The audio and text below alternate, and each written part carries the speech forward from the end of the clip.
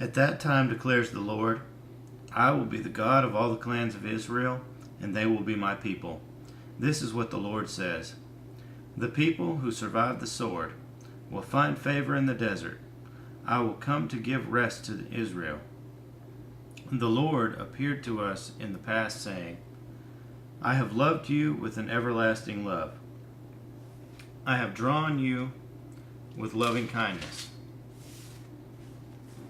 I will build you up again, and you will be rebuilt, O Virgin Israel. Again, you will take up your tambourines and go out to dance with the joyful. Again, you will plant vineyards on the hills of Samaria. The farmers will plant them and enjoy their fruit. There will be a day when watchmen cry out on the hills of Ephraim, Come, let us go up to Zion, to the Lord our God. This is what the Lord says. Sing with joy for Jacob. Shout for the foremost of the nations. Make your praises heard, and say, O Lord, save your people, the remnant of Israel. See, I will bring them from the land of the north, and gather them from the ends of the earth.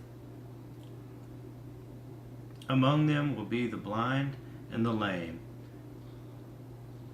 expectant mothers and women in labor. A great throng will return.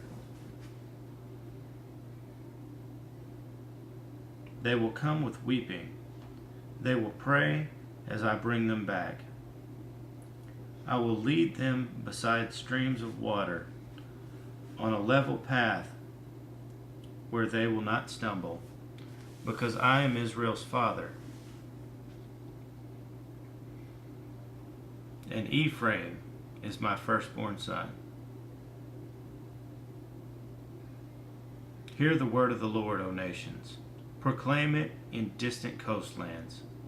He who scattered Israel will gather them, and will watch over his flock like a shepherd. For the Lord will ransom Jacob and redeem them from the hand of those stronger than they. They will come and shout for joy on the heights of Zion. They will rejoice in the bounty of the Lord, the grain and new wine and the oil, the young of the flocks and herds. They will be like a well-watered garden, and they will sorrow no more. Then maidens will dance and be glad, young men and old as well. I will turn their mourning into gladness. I will give them comfort and joy instead of sorrow. I will satisfy the priests with abundance, and my people will be filled with my bounty, declares the Lord. This is what the Lord says. A voice is heard in Ramah, mourning and great weeping. Rachel weeping for her children and refusing to be comforted because her children are no more. This is what the Lord says.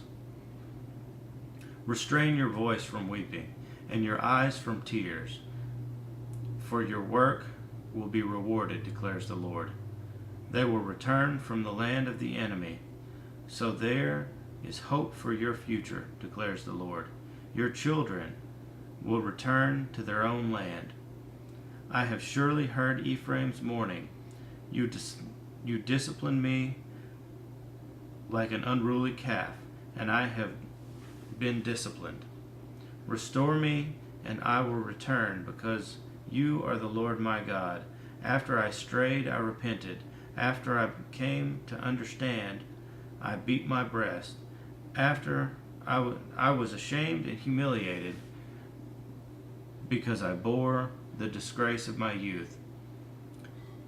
Is not Ephraim, my dear son, the child in whom I delight? Though I often speak against him, I still remember him.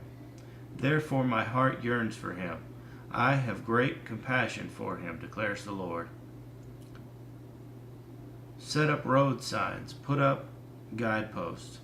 Take note of the highway, the road that you take. Return, O Virgin Israel, return to your towns. How long will you wonder, O unfaithful daughter? The Lord will create a new thing on earth. A woman will surround a man. This is what the Lord Almighty, the God of Israel, says. When I bring them back from captivity, the people of the land of Judah and in its towns will once again use these words. The Lord bless you, O righteous dwelling, O sacred mountain. People will live together in Judah and all its towns, farmers and those who move about with their flocks. I will refresh the weary and satisfy the faint. At this I awoke and looked around. My sleep had been pleasant to me.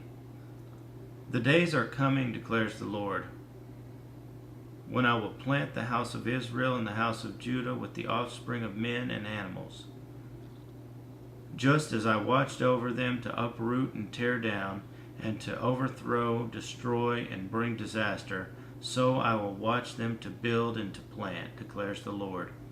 In those days, people will no longer say, the fathers have eaten sour grapes, and the children's teeth are set on edge. Instead, everyone will die for his own sin.